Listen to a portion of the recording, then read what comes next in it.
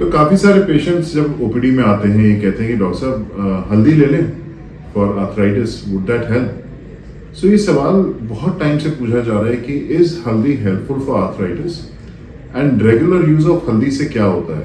नमस्कार दोस्तों, मैं डॉक्टर गौरव खेरा, मैं एक जॉइंट रिप्लेसमेंट सर्जन हूँ और आज हम इस एज ओल्ड टॉपिक के बारे में डिस्कस करेंगे which people have been asking for many years कि हल्दी क्या हमारे शरीर के लिए स्पेसिफिकली हमारे जोड़ों के लिए बेनिफिशियल है या नहीं। अब ये बताने से पहले हमको समझना पड़ेगा कि हल्दी के अंदर ऐसा क्या होता है which is considered medically beneficial. Yes, हल्दी मेडिकली बेनिफिशियल है और जो हमारे देश का एक ट्रेडिशनल ट्रीटमेंट मेथड है जिसको हम आयुर्वेदा कहते हैं, उसमें हल्दी का बहुत इंपॉर्टेंट रोल रहता है। अब हल्दी में there is a particular chemical जिसको हम कुरकुमिन कहते हैं। Now this is curcumin which actually is beneficial for your joints.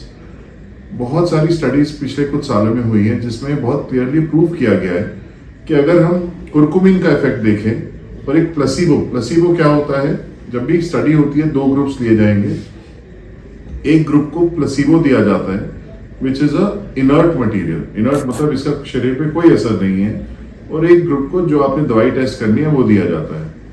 अब दोनों ग्रुप्स को नहीं पता कि क्या कौन सी दवाई किसको मिल रही है, प्लेसिबो किसको मिल रहा है, मेडिसिन किसको मिल रही है, and then it is seen कि उस मेडिसिन का कितना इफेक्ट है और कितना बेनिफिट हो रहा है मरीज को।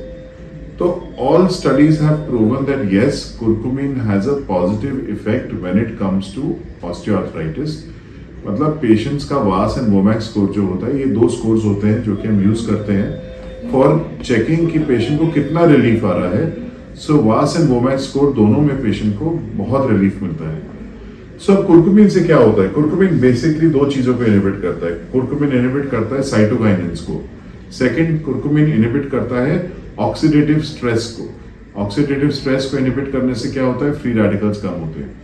Now what is cytokinins? आपको याद होगा हमने एक पीछे वीडियो बनाया था ऑन स्टेजेस ऑफ ऑस्टियोआर्थराइटिस, जिसमें मैंने बताया था that why does the joint go from one stage to the other. That is because inflammatory changes हो रहे होते हैं।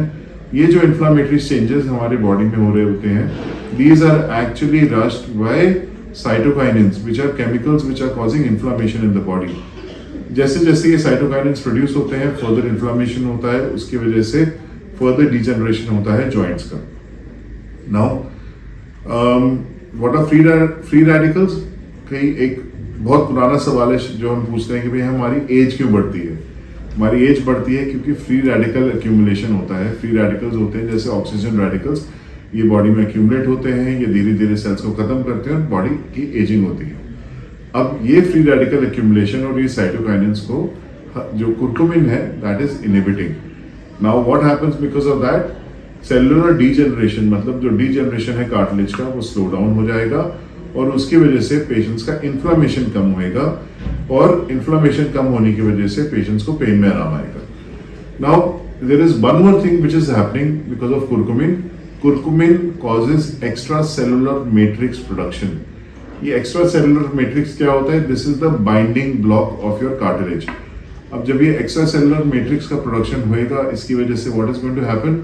इसकी वजह से your cartilage is going to become stronger और स्ट्रॉन्ग होने की वजह से आपका कार्टिलेज का डीजनरेशन स्लो डाउन हो जाएगा। अब हमने ये समझ लिया कि भाई कुरकुमिन दो चीजें कर रहा है, इन्फ्लेमेशन कम कर रहा है, फ्री रेडिकल कम कर रहा है, साथ ही उस कार्टिलेज को स्ट्रॉन्ग कर रहा है।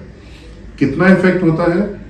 अगर एक हम एनसेड जो पेन किलर मेडिसिन होती है उसको देखें तो पेन किलर मेडिसिन से क्या होगा? वील गिव इट, पेन कम हो जाता है, but we cannot give it for long. Why?